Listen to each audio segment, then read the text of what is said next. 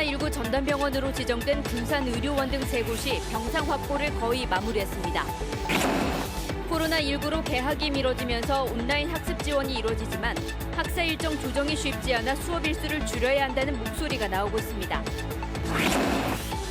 태양광 산업의 국내 대표 기업들이 잇따라 문을 닫으면서 정부의 신재생 에너지 육성 계획이 자칫 중국 업체들의 잔치가 되진 않을까 우려됩니다. 여러분 안녕하십니까? 코로나19 대유행에 대비하기 위해 군산의료원을 비롯한 전담병원 3곳의 준비가 마무리 단계에 들어갔습니다. 만약 전담병원만으로도 부족하면 생활치료센터 15곳이 추가로 운영됩니다. 주혜인 기자입니다.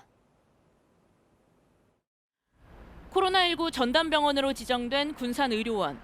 지난주 기존 입원 환자 350여 명을 다른 병원으로 이송하고 코로나19 전담병원 준비를 사실상 마무리했습니다.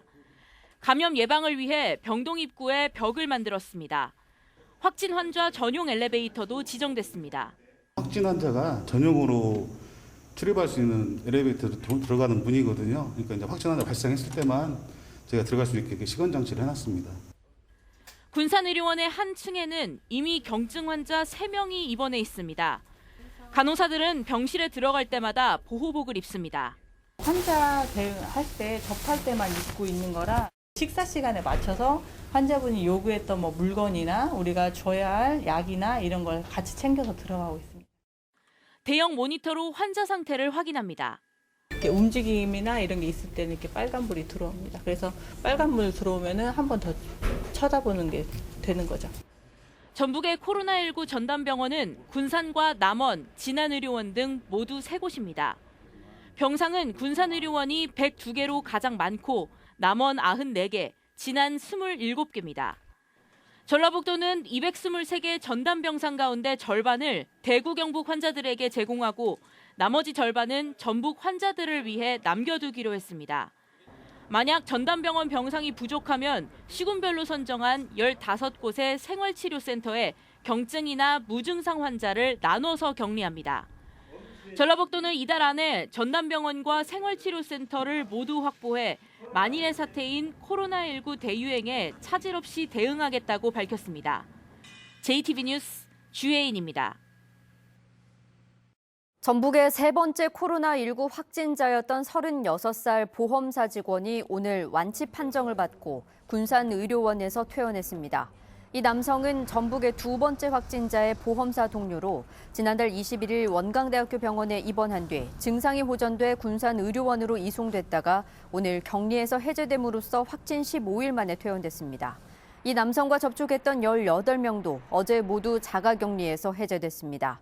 전북의 코로나19 확진자 7명 가운데 완치 판정을 받고 퇴원한 사람은 군산의 8번 환자에 이어 모두 2명으로 늘었습니다.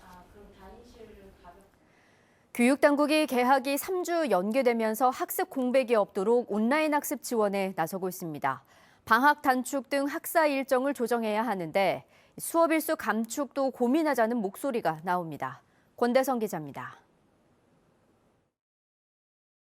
17개 시도교육청이 공동으로 운영하는 학습 지원 사이트입니다. 초중학교 전학년의 수업을 과목마다 동영상으로 볼 수 있습니다. 초등학교 1학년 신입생의 적응을 돕고자 동영상과 학습지 형태의 사이트를 만들어 운영하고 있습니다. 전북교육청은 이 같은 온라인 학습 지원을 통해 3주간의 수업 공백을 최소화한다는 계획입니다. 접속자가 많아 과부하가 걸릴 수 있는 상황도 대비하고 있습니다. 이 교육 포털들의 접속 속도, 접속량을 늘릴 수 있도록 이제 요청을 해서 교육부가 그 작업을 하고 있고요. 고민은 개학 뒤 학사 일정 운영과 조정입니다. 정기고사와 수학여행, 특성화고 현장 실습 등이 연기 내지 취소될 가능성이 있습니다. 전북교육청은 수업 일수를 줄이지 않고 여름과 겨울방학을 단축한다는 방침입니다. 하지만 방학 중에 진행될 교사 연수와 학교 시설 공사 등의 차질이 우려됩니다. 이 때문에 수업 일수를 줄여야 한다는 목소리도 나오고 있습니다. 개학 연기에 따라서 단순히 방학만 줄이려는 게 능사가 아니라 수업 일수라든지 또 수업 시수라든지 하는 것들을 같이 감축하는 방안을 적극 논의해야 한다. 초중 고등학교의 법정 수업 일수는 190일로 10%까지 줄일 수 있는데 교육당국은 휴업이 3주를 넘어가면 수업 일수를 감축한다는 계획입니다.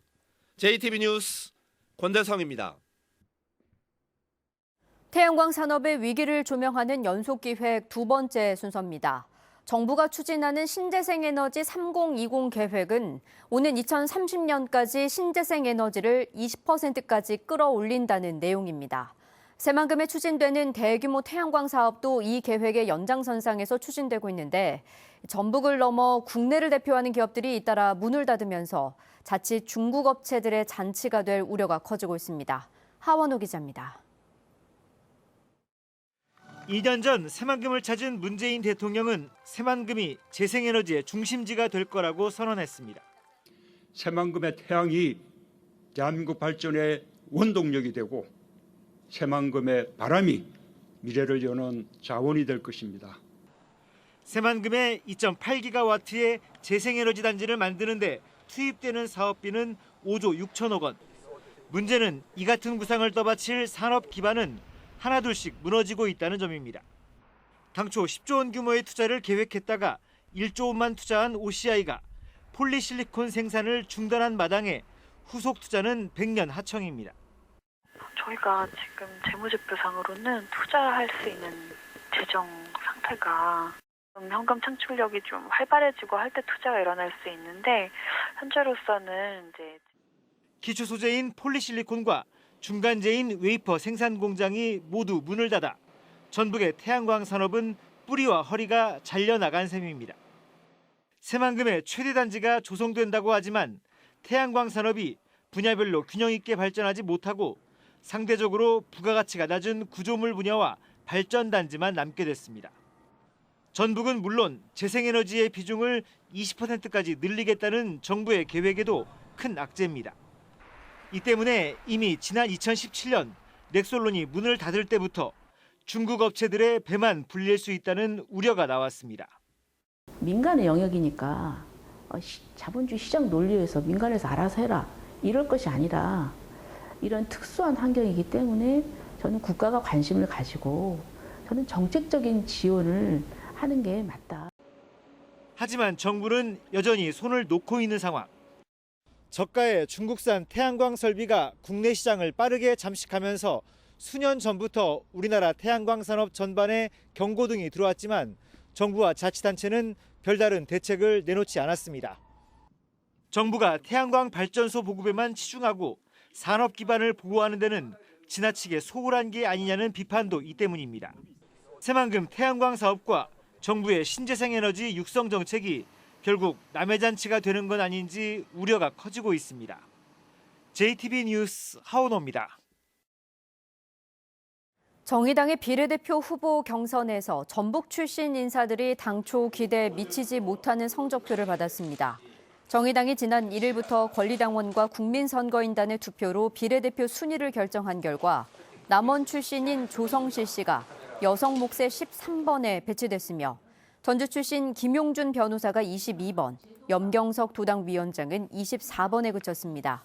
정의당이 10%의 정당 지지율을 받는다고 가정하면 13번인 조성실 씨는 지역구 결과에 따라 당선권에 들 수 있지만 20번 이후에 김용준 변호사와 염경석 도당위원장은 현실적으로 당선을 기대하기는 어려워 보입니다.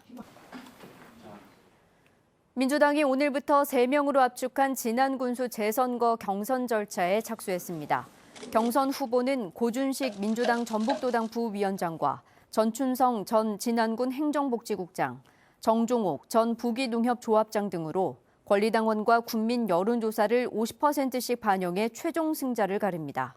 진안군수 재선거에는 민주당 후보 이외에도 김현철 전 도의원과 송상모 전 진안부군수, 이충국 전 도의원 등 3명이 무소속 출마를 준비하고 있습니다.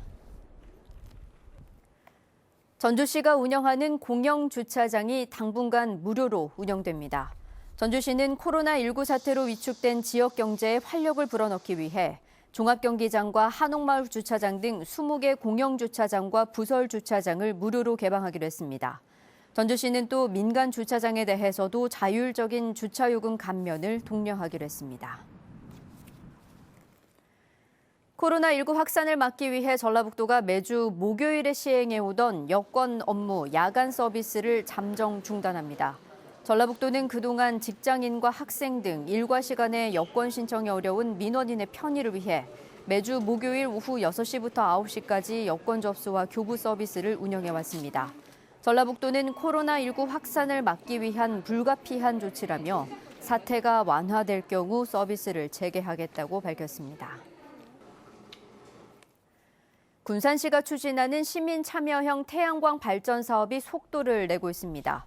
군산시는 시민 투자를 기반으로 한 시민 참여형 재생에너지 발전 사업 추진을 위해 오는 6월까지 군산시민발전 주식회사의 설립을 마치기로 했습니다. 또 이번 달 안에 재생에너지 발전 사업을 추진할 발전사를 선정할 예정입니다. 군산시민발전 주식회사는 재생에너지 사업을 통해 발생한 이익을 주식을 소유한 시민들에게 나누게 됩니다. 낙후 지역의 생활 인프라 확충을 위한 셋들 마을 사업의 전북에서는 역대 최다인 13곳이 선정됐습니다. 지역별로는 익산과 정읍, 무주, 진안, 임실, 부안 등 농촌 9곳과 전주, 군산, 익산 등 도시 4곳이며 이들 지역에는 앞으로 4년간 모두 210억 원 규모의 국가 예산이 투입됩니다. 이들 지역은 노후주택 정비와 집수리, 마을회관 개조와 위험구간 정비 등 주민 수건 사업이 시행됩니다. 어제 저녁 8시쯤 장수군 장수읍의 한 주택에서 불이 나 50분 만에 꺼졌습니다. 이 불로 89살 윤모 씨가 주방에서 숨진 채 발견됐고 내부 30제곱미터가 모두 타 소방서 추산 650만 원의 재산 피해가 났습니다. 앞서 저녁 7시쯤에는 완주군 호남고속도로 익산요금소 부근에서 57살 김모 씨가 몰던 4.5톤 크레인 차량에 불이 났지만 다행히 인명피해는 없었습니다. 소방당국은 김 씨의 진술에 따라 브레이크 과열로 불이 난 것으로 보고 있습니다.